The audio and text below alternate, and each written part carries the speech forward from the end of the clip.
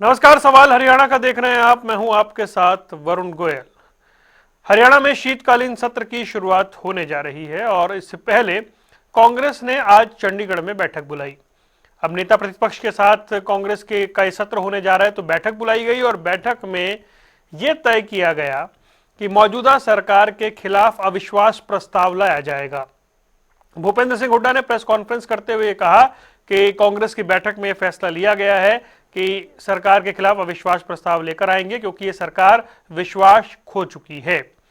ये कोई पहला मौका नहीं है। पिछले 11 साल से जो बीजेपी की सरकार हरियाणा में चल रही है, कई बार कांग्रेस अविश्वास प्रस्ताव लेकर आई है।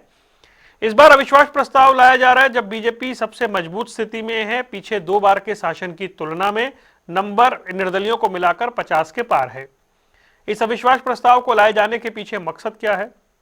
उधर आईएनएलडी पहले ही बता रही है कि वो सरकार को घेरेगी कई मुद्दों पर, लेकिन ये अविश्वास प्रस्ताव जो है इसे लाने का फैसला आखिर क्यों किया गया, इस पर आज चर्चा करेंगे। सबसे पहले आपको सुनवाते हैं कि नेता प्रतिपक्ष भूपेंद्र सिंह हुड्डा ने क्या कुछ कहा। तो कल बीएससी की मीटिंग है और सभी विधायकों का ये मन था कि इसका एक्सटेंड किया जाए।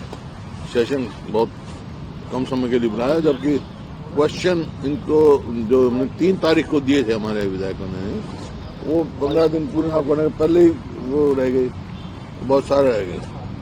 दूसरा, जो परिस्थिति है सरकार की हर मोड़ पे विफल है, और जैसा अभी रैली हुई थी दिल्ली में, वहां पे भी राहुल जी ने भी कहा कि ये सरकार जो है डेमोक्रेटिकली इलेक्टेड नहीं है, इसमें इलेक्शन कमीशन के उस पर सवालिया निशान है और सरकार की परफॉर्मेंस का भी सवाल है। तो पार्टी ने फैसला किया है, हमारे अध्यक्ष जी ने भी, सभी ने, डॉक्टर कादजान ने मूव किया, ये डॉक्टर कादजान ने मूव किया कि हम जो है अविश्वास प्रस्ताव लेके आएंगे सरकार। नो कॉन्फिडेंस अविश्वास प्रस्ताव, नो कॉन्फिडेंस मोशन लाएंगे। उसमें जो सारे मुद्दे हैं वो डिस्कस होंगे। 3 खास मेहमान हमारे साथ जुड़ गए। डॉक्टर पंकज बेनीवाल, प्रवक्ता भारतीय जनता पार्टी, नवीन केडिया, प्रवक्ता कांग्रेस, और रजत पंजेटा, इंडियन नेशनल लोकदल से हैं। आप सभी का बहुत बहुत स्वागत है। तो सबसे पहले शुरुआत केडिया साहब से कर लेते हैं। केडिया साहब, सबसे मजबूत है गवर्नमेंट पिछली 2 बार की तुलना में, कंपैरिजन में निर्दलियों को मिलाकर नंबर 50 से भी पार है। नो कॉन्फिडेंस मोशन ये लाने की वजह क्या है, जब एक और तो आप कह रहे हैं पहले ही समय कम है, बहुत सारे सवाल उठाए जाने हैं, मुद्दे उठाए जाने हैं, तो नो कॉन्फिडेंस मोशन का हासिल क्या होगा भाई? और पहले भी कई बार कांग्रेस अविश्वास प्रस्ताव लेकर आई है।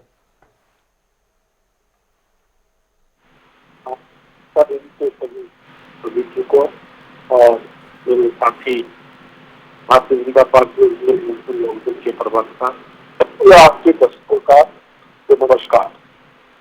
मेरे साथियों, हमेशा से जन की आवाज उठाने का कर्तव्य निभाने का काम करती आई। अब एक माहौल हिंदुस्तान से जब बना हुआ है कि भारतीय जनता पार्टी की सरकारें चोरी के वेतों से बनती है। राहुल जी ने 3 लाख प्रेस कॉन्फ्रेंस के माध्यम से और डाटा, एक डाटा की पृष्ठभूमि और उन डाटा के बिल्कुल एक निकालने पंचम से वोट बनना, और उसके बाद उनके वोट, उनकी एक आदमी की एक लिस्ट में एक वोटिंग होना, एक लेडीज की और एक विदेशी लोगों की वोटिंग होना, तो उसके बीच का खुलासा किया है। अगर लोकतंत्र केवल मतदान का त्योहार नहीं है, ये विश्वास और संकल्प का भी है। राष्ट्र तब तक कहता है जब तक उसके नागरिकों को ये भरोसा हो कि उसका मत ही सरकार जीतती है।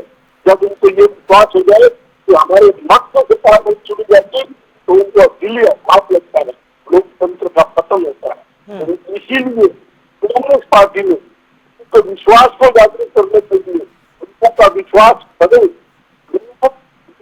है, उनको ये अंदर विश्वास है कि मैं ये काम करने वाले आज हालात ये है।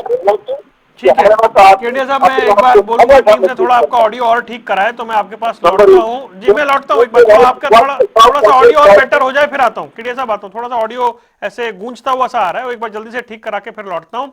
रजत, एक छोटा सा सवाल आपसे लेता हूँ भाई। आप मतलब क्या आपको भी कॉन्फिडेंस में लिया जाना चाहिए था? नो कॉन्फिडेंस मोशन लाने के लिए आप भी अपोजिशन में हैं, और इसका हासिल क्या है मुझे ये बताएं। मेरे को याद है कई बार आ चुका है ये।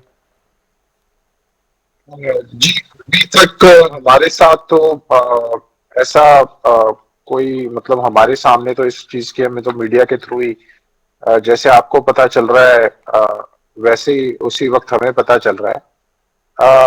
लेकिन इसके ऊपर कौन सा दिन रखा जाएगा, इतना छोटा सा ये सेशन है और एक्सेप्ट होने का मुझे नहीं पता कि अगर ये 10 दिन का सेशन होता तो तब तो समझ में भी आता। मगर हमने पहले भी कहा है एक बात तो जब सरकार गिरती हुई दिख रही थी, जब सरकार गिरती हुई लग रही थी और खट्टर जी के समय की बात है, जब अगर आपको याद होगा आखिर में जब ये जजपा वाले विधायक इधर उधर हो गए थे तो उस समय चलो हमसे बात हुई, हमने तो कह भी दिया था भाजपा को गिराने के लिए हम आपको सपोर्ट दे देंगे। लेकिन जब हुड्डा साहब का कॉन्फिडेंस भाजपा के साथ है, जब हुड्डा साहब का कॉन्फिडेंस भाजपा के साथ है तो भाजपा को क्या डरने की जरूरत है? आप एक बार छोड़िए 10 बार लेके आइए, जब तक हुड्डा साहब का कॉन्फिडेंस में हुड्डा साहब को ले रखा है ना इन्होंने, तो फिर उसके बाद फिर कुछ बचता ही नहीं किसी को कॉन्फिडेंस में ले ना ले। ये तो जनता को मूर्ख बनाने वाली बात है। तो अब जब तक हुड्डा साहब का कॉन्फिडेंस इनके साथ है तो फिर तो कोई सरकार को मुझे नहीं लगता कोई खतरा है, और करा भी लेंगे वोटिंग, उसके बाद भी क्या हासिल हो। 50 से ज्यादा है नंबर उसके पास, तो वैसे भी कोई खतरा तो है ही नहीं।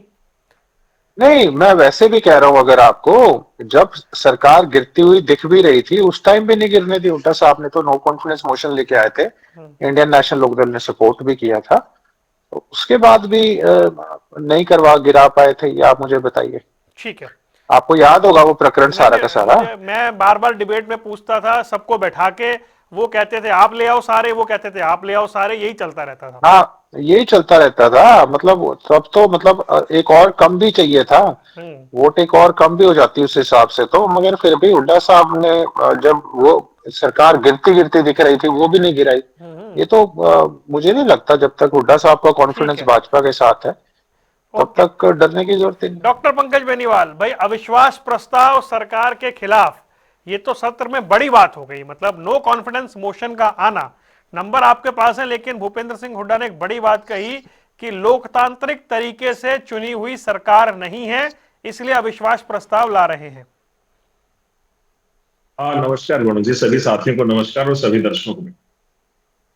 देखिए, ये जनता के द्वारा चुनी हुई सरकार है और लगातार 3 बार से जब कांग्रेस को पटकनी हरियाणा की जनता दे रही है और अपनी सेवा के रूप में भारतीय जनता पार्टी को बार बार मौका दे रही है, तो शायद भूपेंद्र सिंह हुड्डा साहब को या कांग्रेस को या राहुल गांधी जी, सभी को यह समझ लेना चाहिए कि हरियाणा की जनता भारतीय जनता पार्टी के कार्यों से, जो लगातार बीती सरकारों में हमने जो दो सरकार हमारी गई 2014 से 19, 19 से 24 और अब लगातार नायब सिंह सैनी जी के नेतृत्व में लगातार तीसरी बार सरकार, हरियाणा की जनता ने प्रो इनकम्बेंसी के साथ, ये लोग इंतजार में थे कि एंटी इनकम्बेंसी है शायद और सरकार हमारी बन जाएगी, क्योंकि 5 MP इनके आ गए थे, तो उस वजह से ये लोग भ्रम में थे और हम जनता के साथ संवाद कर रहे थे, हम जनता से मिल रहे थे, हम जनता से अपने कार्य समझा रहे थे और हम अपनी बातों को समझाने में कामयाब रहे और जनता ने उसका सीधा सीधा आशीर्वाद हमें 48 सीटें देकर के और विधानसभा के पटल पर फिर से नायब सिंह सैनी जी को तीसरी बार मुख्यमंत्री बनाकर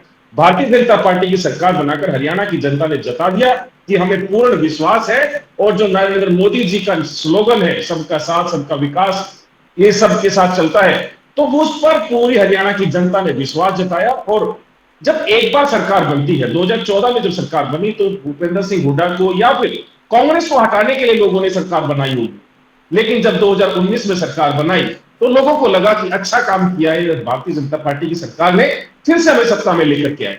लेकिन जब तीसरी बार सरकार बनती है तो आप समझ सकते हैं कि हरियाणा की जनता का या कहीं की भी जनता का कितना ज्यादा विश्वास उस सरकार की तरफ रहता होगा जिसको तीसरी बार वो चुनने जा रहे हैं। तो जनता का विश्वास हमारे साथ है वरुण जी, और जनता के विश्वास से सरकार बनी है। हाँ, भूपेंद्र सिंह हुड्डा साहब अगर एक बार ये तो कह दें कि वो 3 बार से वो भी चुने जा रहे हैं, वो भी बन के MLA आ रहे हैं, क्या वो EVM में गड़बड़ी से बने हैं क्या वो वोट चोरी करके बने हैं क्या, या इन्हीं की पार्टी के मामन खान, शायद मामन खान 86,000 वोटों से इतनी बड़ी जीत दर्ज करके आए, क्या उनकी जो जीत का मार्जिन है वो वोट चोरी का है क्या? कि अपने जो 37 विधायक आए हैं, एक बार तो ये कह के बताएं कि भाई हमारे 37 के 37 विधायक वोट चोरी से आए हैं, या 5 MP हमारे वोट चोरी से बन गए, या दीपेंद्र सिंह हुड्डा रोहतक से सांसद वोट चोरी से बन गए। इस बात का जिक्र कभी नहीं करते। अपनी अगर जीत हो जाए तो ईवीएम भी ठीक है, वोट चोरी भी नहीं हुई, भारतीय जनता पार्टी जीत जाए या इनेलो के ही साथी जीत जाए तो भैया वोट चोरी हो गई। अरे दिल्ली के अंदर लगातार 3 बार से 0 पर आउट हो रहे हैं, लगातार 3 बार से 0 पर आउट हो रहे हैं। वहां पर कौन वोट चोरी कर रहा था? आज भारतीय जनता पार्टी की सरकार है, पहले आम आदमी पार्टी की सरकार थी, तब कौन वोट चोरी कर रहा था? केरला के अंदर अभी अभी भारतीय जनता पार्टी के मेयर बने हैं, वहां पर पार्षद बने हैं, उन्होंने वोट चोरी कर लिया। कुछ भी झूठ बोलेंगे तो अविश्वास जो है जनता का कांग्रेस के ऊपर है, भूपेंद्र सिंह हुड्डा साहब के ऊपर है। भूपेंद्र सिंह हुड्डा साहब को पहले अपनी पार्टी के अंदर सामंजस्य बनाना चाहिए, उन पर विश्वास बनाना चाहिए। जो वोट चोरी की बात करते हैं, पहले उमर अब्दुल्ला है JNK में, जो कांग्रेस के समर्थन के साथ सरकार चला रहे हैं, वहां पर वो कहते हैं कांग्रेस का एजेंडा हो सकता है, ये अलायंस का एजेंडा नहीं है, जो हमारा अलायंस है उसका एजेंडा नहीं है। ऐसे ही तेजस्वी ने कहा, ऐसे ही अखिलेश ने कहा। तो इनका जो इंडिया अलायंस है, वो अलायंस के लोग नहीं मानते कि जो एजेंडा है वो पूरे अलायंस का एजेंडा है। तो इनको पहले विश्वास ना तो इनके अलायंस को इनके पर है, ना जनता को इन पर है, तो किस प्रकार का यह विश्वास प्रस्ताव लेकर के आ रहे हैं? पहले भूपेंद्र सिंह हुड्डा साहब को हरियाणा की जनता के जो मेन मुद्दे हैं उन पर काम करना चाहिए, उनको लेकर के सदन में खड़े होना चाहिए, वहां पर सरकार से सवाल जवाब करने चाहिए। लेकिन ये लोग भागना जानते हैं। जैसे ही वोट चोरी के ऊपर सदन के अंदर माननीय गृह मंत्री अमित शाह जी ने जब जवाब दिए, पूरे 1.25 घंटे का भाषण दिया, बस खत्म कर रहा हूं, वहां पर राहुल गांधी जी भाग गए। तो ऐसा ना करें आप लोग, कांग्रेस के साथ ही भागे ना, भगोड़ा ना बने, सदन में बैठ करके वहां पर हरियाणा की जनता के मुद्दों को डिस्कशन करें और विकसित हरियाणा बनाने में कामयाब करें। ठीक है केडिया साहब, मतलब इतने छोटे सत्र में अविश्वास प्रस्ताव जिसका रिजल्ट नहीं है, आपने प्रतिपक्ष के नेता श्री भूपेंद्र सिंह जी हुड्डा ने ये सत्र को बैठाने की मांग की है, नंबर 1 बात। दूसरी, मेरे बीजेपी के साथी ने ये कहा कि लगातार 3 बार की सरकार बनती आ रही।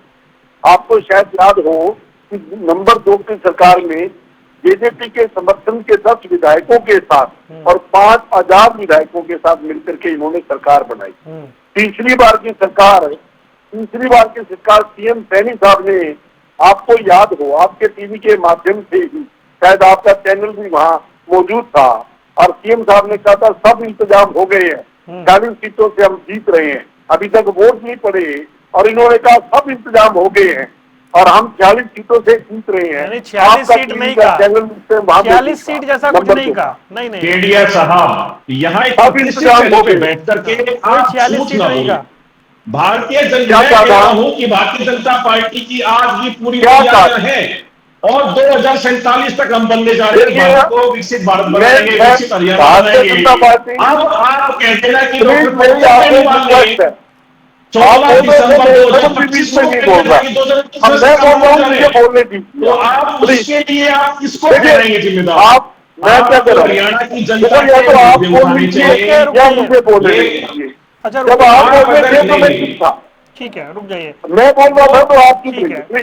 नहीं केडिया साहब, मैं ये कह रहा हूँ नंबर 51 है उनके पास, टोटल 51, उस 51 में कहा, मतलब क्यों फिर अविश्वास प्रस्ताव? रिजल्ट तो आया नहीं। मैं जो शब्द आपको कह रहा हूँ, मैं ये कह रहा हूँ कि कैबिनेट साहब ने पहले से ये घोषणा कर दी थी, सब इंतजाम हो गए हैं, सरकार हम बनाने जा रहे हैं, ये सबक थे सैनी साहब से। नंबर 3 बात करें, मैं मेरे इंडियन नेशनल लोकदल के, मैं एक छोटी सी बात, प्लीज एक सेकंड, लेट हिम कंप्लीट। बोलिए केडिया साहब, कंप्लीट करिए। हाँ, मैं दूसरी बात, मेरे साथी इंडियन नेशनल लोकदल के कह रहे हैं भूपेंद्र सिंह हुड्डा जी का भारतीय जनता पार्टी के साथ तालमेल। भूपेंद्र सिंह हुड्डा जी ने ही अविश्वास प्रस्ताव की घोषणा की है। इंडियन नेशनल लोकदल अभय सिंह चौटाला पर गोपाल कांडा जी ने ये कहा था अभी कुछ दिन पहले कि मैं अभय सिंह चौटाला की खट्टर साहब के कहने पर मदद की है गानिया से और इलाहाबाद से जिताने के लिए। ये गोपाल कांडा जी जो NDA के घटक दल है, उन्होंने ये नहीं लगाया। ये बात गोपाल कांडा ने कही, जिस पर खट्टर साहब ने कहा कि ज्यादा बड़ा बोल नहीं बोलने चाहिए। ये खट्टर साहब की स्टेटमेंट थी। आप एक बात सोचिए, अभय सिंह चौटाला भारतीय जनता पार्टी के साथ मिले हुए हैं या गोपाल कांडा के साथ मिले हुए हैं या गोपाल कांडा अभय सिंह जी के साथ मिले हुए हैं, हमें इस बात का अभी तक समझ में नहीं आ भाई रही। आपके ये उम्मीदवार धारा रामनिवास घोडेला ने बोला कि मेरे को हरवाया गया है, वो तो ऑडियो सुनवा रहे हैं। आपको पता किसका ऑडियो सुनवा रहे हैं? तो वो कौन, बिल्कुल ऑडियो वो सुना किसके रही साथ है। मिले हुए हैं? मैं आपके वो अंबाला कहने कैंट जा के उम्मीदवार ने बोला मैं हारा नहीं हूं, हरवाया गया हूं। तो वो किसके साथ मिले हुए हैं? नहीं, मैं कांग्रेस में मैं मान सकता हूं कि आप जो कह रहे हो कि हराया गया हूं, उन्होंने फिर इल्जाम बाई नेम क्यों नहीं लगाया? और अभय सिंह के कैंडिडेट के आप ऑडियो सुनवा रहे हैं, वो आप कह रहे भाई नेम नहीं सुनवाया नाम। वो पेन ड्राइव नहीं। दे के आए हम कांग्रेस हेडक्वार्टर में, घोडेला साहब पेन ड्राइव में ऑडियो दे के आए हैं, तो नाम तो दे के आए होंगे ना। नहीं, ऑडियो लेकर के आए हैं, नाम नहीं लेकर के आए ना। अगर आपके पास नाम है तो आप उजागर कर दीजिए हमने ना। तो चला दिया था सर, हमने तसल्ली से चलाया है, क्योंकि संपत सिंह के जो बेटे हैं उन्होंने वो शेयर किया था। हमने ये नहीं कहा कि हम पुष्टि करते हैं, पर वो ऑडियो चला है। जो संपत सिंह, आज संपत सिंह जी कहाँ है? नहीं नहीं, ये बात सारी नहीं समझ रहे आप, मैनिपुलेशन है ना। चलिए ठीक ये है, देखो ना ओके। कि उधर वो ऑडियो जारी करते हैं और इधर वो ठीक है, बात नहीं नहीं, इंडियन नेशनल कांग्रेस के साथ विषयांतर हो करते रहा, हैं। वापस विषय पे लौटते हैं ना एक बार। रजत पंजेटा हाँ। भाई, आप लोग कम से कम ये ना बोले कि कांग्रेस या भूपेंद्र सिंह हुड्डा जो है वो बीजेपी से मिले हुए हैं।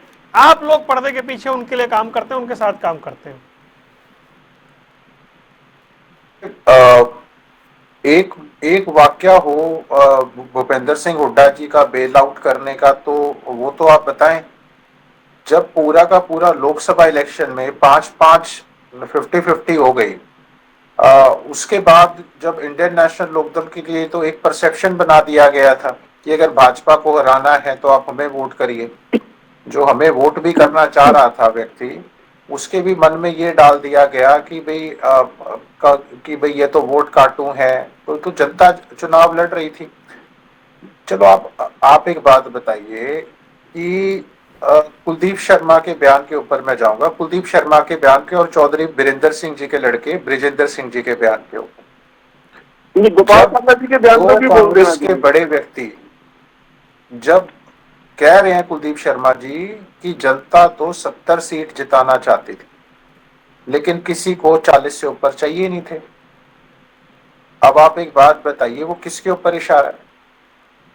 जब ब्रिजेंद्र जी ये कह रहे हैं कि लोकसभा चुनाव के बाद ये स्पष्ट हो गया था कि कोई क्लीन स्वीप नहीं है, कोई वेव नहीं है, कोई आंधी नहीं है कांग्रेस की, बराबरी का मुकाबला, और वो था भी जब वोट शेयर सामने आया।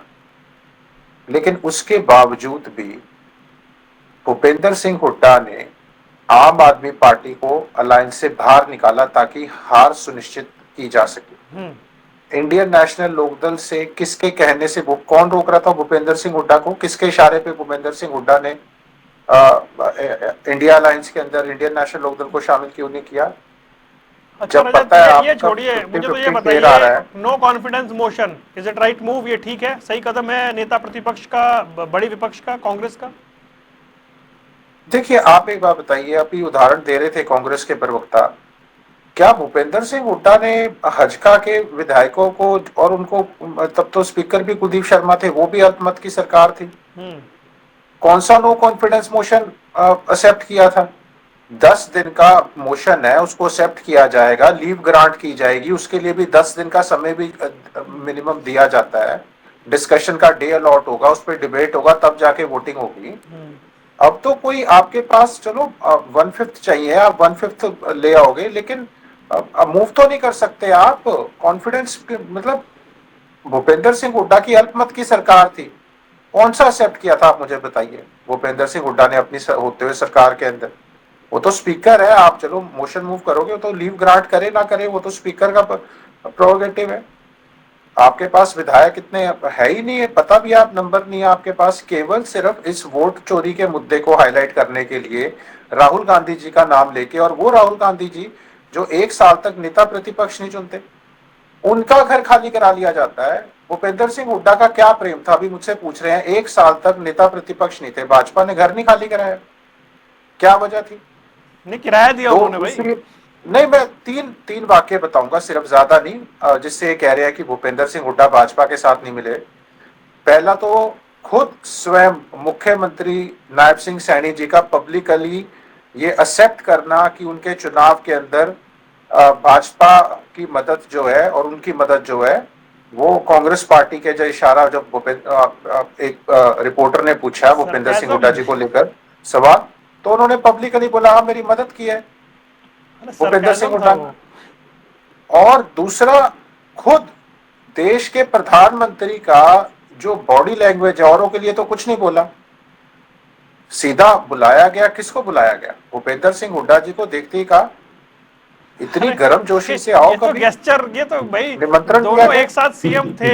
नहीं नहीं नहीं, वो उस टाइम गुजरात के सीएम थे, वो हरियाणा के सीएम थे। नहीं नहीं, वो तो गेस्चर के तौर पे देखिए आप उसे।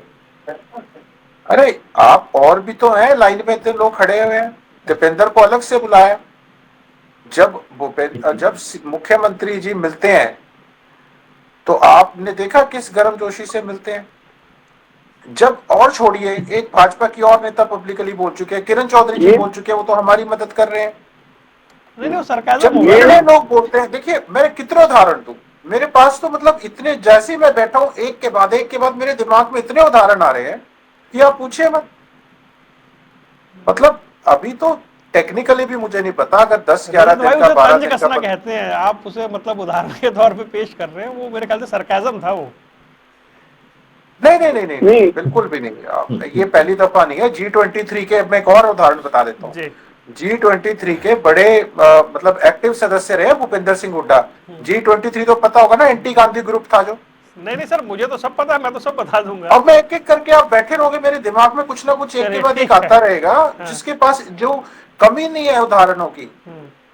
मतलब आप ये कह रहे हैं कि भाई ये वाला मुद्दा लाकर हरियाणा के कोर इश्यूज से मामला राइट लेफ्ट सेंटर हो जाएगा, क्योंकि पहले आप खुद ही कह रहे हैं कि समय नहीं है, क्वेश्चंस नहीं लग पा रहे, उसमें नो कॉन्फिडेंस मोशन आ गया, फिर तो सारा समय उसी में बहुत से देखिए वरुण जी, बहुत से अहम मुद्दे हैं। लॉ एंड ऑर्डर से ले लीजिए, एसवाइएल का इशू ले लीजिए, फिर स्कूल टीचर्स हैं, या भी बेचारे प्लेयर्स की डेथ हुई है, नशे का मुद्दा बहुत बड़ा है, एमएसपी नहीं मिल रही, कौशल रोजगार का एक मुद्दा है, उसके बाद अपना मतलब इतने ज्यादा मुद्दे हैं कि चंडीगढ़ का मुद्दा है, शाह कमीशन की रिपोर्ट का मुद्दा है।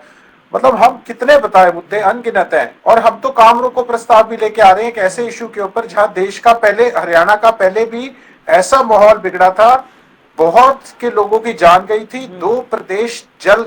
मतलब डिस्ट्रिक्ट जज्जर और अपना रोहतक जला दिए गए थे।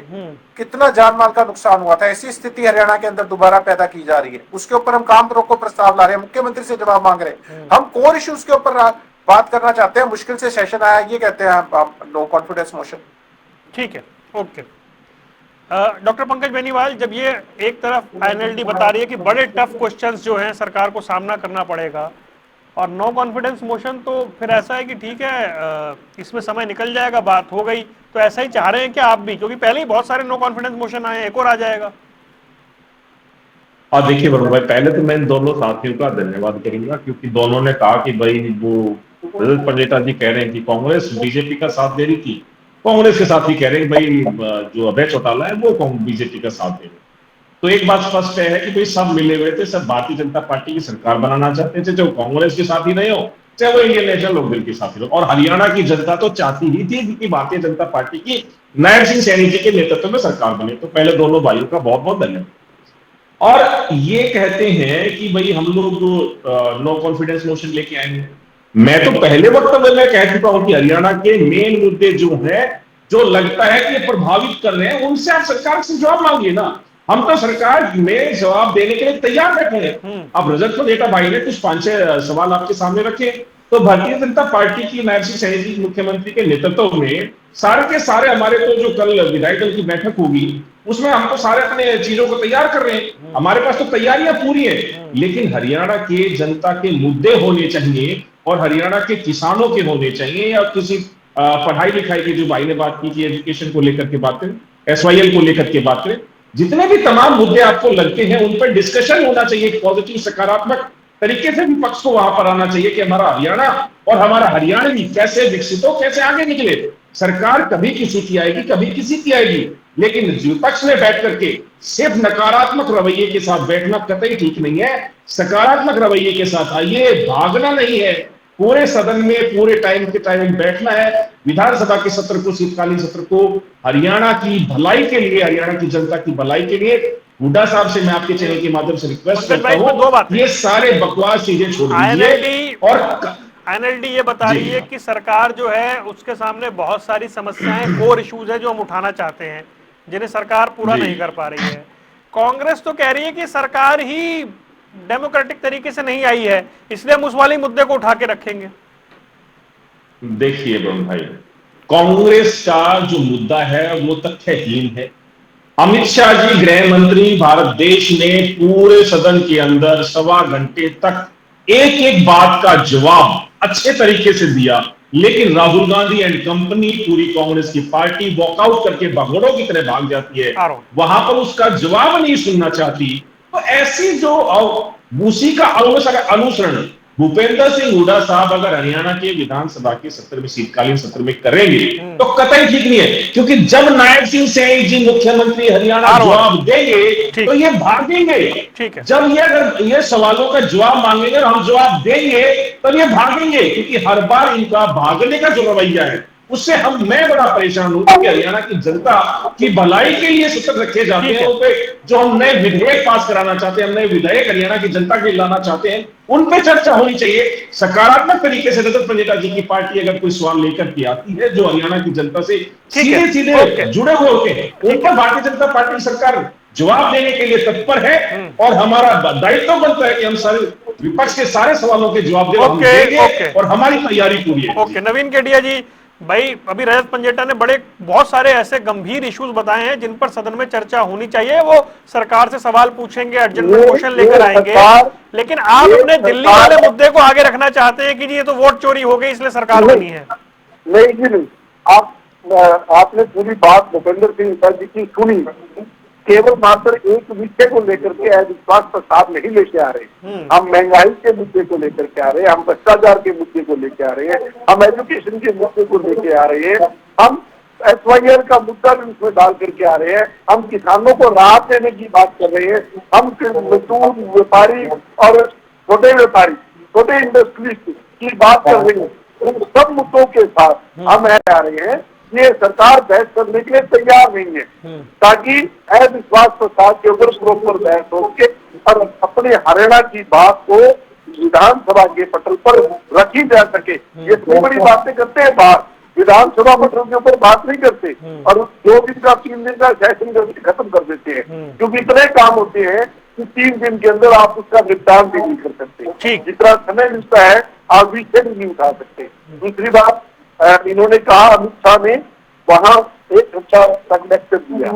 आदरणीय बंधु, हम वॉकआउट करके नहीं गए, आपके नेता की भाषा गली छाप नेता की भाषा के बराबर थी। क्या शब्दों का इस्तेमाल उन्होंने किया, मैं यहाँ दोहराना नहीं चाहता। अमित शाह ने, राहुल जी ने डिबेट के लिए निमंत्रण दिया और उन्होंने जवाब के अंदर किस तरह से और अपने जल्लाद के साथ हाथ पैर कांप रहे थे उस समय उनके, और गुस्से में पागल हो गए। अरे क्या बोल रहे हैं आप, थोड़ी भाषा की मर्यादा रखिए ना। क्या बोल रहे हैं आप केडिया साहब, ऐसे थोड़ी डिबेट होती है, संयमित तरीके से बोलिए। क्या बोल रहे हैं आप? गुस्से के अंदर वो पागल हो गए। नहीं, क्या बोल रहे हैं आप? ऐसे नहीं ना, क्या तरीका। यहाँ बैठे किसी प्रवक्ता ने आपके नेताओं के लिए असभ्य भाषा का इस्तेमाल किया क्या? नहीं, राहुल जी ने नहीं, उन्होंने कहा बीजेपी के वॉकआउट किया, नहीं वॉकआउट नहीं, भाषाई मर्यादा सबको बना के रखनी पड़ेगी प्लीज। मैं आपकी बात सहमत हूँ, लेकिन पहले इन्होंने कहा कि वो चीख चिल्लाहट वाली वैसे भी डिबेट नहीं है सर, ये यहाँ पर बड़े आराम से बात करनी पड़ती है, वैसे ही कार्यक्रम है। ठीक है, आप बोलिए, एक शब्द भी नहीं बोला, पहले उन्होंने गलत शब्द का इस्तेमाल किया, तब मुझे बोला। रजत पंजेटान, तुम्हें फाइनल कमेंट भाई, मुझे ये बताएं कि अब ये तो गिनवा रहे हैं कि हम भी इन सारे मुद्दों पर विश्वास प्रस्ताव लेकर आ रहे हैं। देखिए वरुण जी, बड़ा इम्पोर्टेंट बात उठाने जा रहा हूँ, बहुत ही गंभीर इशू है, और इसके ऊपर अगर ध्यान देना चाहिए। कांग्रेस के प्रवक्ता को नहीं कह रहा, कांग्रेस के प्रवक्ता के माध्यम से सीधा हरियाणा सरकार के चुने हुए सभी विधायकों, कांग्रेस के चुने हुए सभी MPs को क्या सिर्फ वोट चोरी से, अगर ये कहते हैं, क्या सिर्फ हरियाणा की सरकार वोट चोरी से बनी है? अगर आपको लगता है कि देश की सरकार भी वोट चोरी से बनी है, महाराष्ट्र की भी बनी है, बिहार की भी बनी है, और आपको मध्य प्रदेश की भी बनी है, राजस्थान की भी बनी है, तो क्यों ना आप सारे के सारे इस्तीफा दें और तब विरोध करें कि ये वोट चोरी से बनी है, ये गलत बनी है, तो कोई औचित्य नहीं है हमारा कि हम यहाँ विधायक बन के रहे। एक तरफ आप इतना बड़ी बात कह रहे हो, इतना बड़ा इल्जाम लगा रहे हो, तो आपको कैसे हजम हो जाता है, आपकी अंतरात्मा कैसे मान जाती है कि वो गलत तरीके से बनी हुई सरकार में आप विधायक बन के बैठे हो, यानी आप भी गलत तरीके से चुने गए हो। तो आपको अगर विरोध करना है तो आप सारे के सारे, मैं तो कहूंगा लोकसभा से भी कांग्रेस के सभी एमपीज हैं जो, आप अपना इस्तीफा दीजिए, हरियाणा से शुरुआत कीजिए। भूपेंद्र सिंह हुड्डा जी खुद स्वयं अपनी सीट से एक उदाहरण पेश करें, सबसे पहले अपना इस्तीफा दे कि मैं अपने विधायक पद से इस्तीफा देता हूं, ये सरकार गलत तरीके से बनी है और मेरे को ये एक्सेप्ट नहीं है बिल्कुल भी, और मैं अपना रेजिग्नेशन दे रहा हूं पहले दिन ही। दिन की भी शुरुआत नहीं करने की जरूरत है, शुभ मुहूर्त देखिए, अभी टाइप करिए और कल दे दीजिए स्पीकर को। कोई उदाहरण तो सेट कीजिए, कहीं गुर्दा दिखाइए। चलिए, क्या देने की हिम्मत है? चलिए रजत, समय हो गया है। मैं हालांकि एक बात ऐड करते हुए चर्चा को खत्म करता हूं। 11 दल एक मंच पे एक साथ आए, इंक्लूडिंग कांग्रेस, जिन्होंने डिमांड की कि बैलेट पेपर से चुनाव होना चाहिए। ये बात 3-4 साल पुरानी है। अब उस मांग को आगे बढ़ाने के बीच में जो भी चुनाव आए, उसमें जहां जीत गए वहां जश्न मना लिया, जहां हार गए वहां पे ये बात कर दी। तो फिर वो जो मिशन था, अगर 11 दल आप एक मंच पर लाने में कामयाब हो गए थे तो उसी मिशन को आगे बढ़ाना चाहिए था। खैर, ये तो कांग्रेस तय करेगी, पर सत्र को लेकर आगे, सर माफी चाहता हूं, समय हो गया है। आप तीनों मेहमानों का जुड़ने के लिए बहुत बहुत शुक्रिया। कल फिर होगी मुलाकात। सवाल हरियाणा का देख रहे थे आप, दीजिए इजाजत, नमस्कार।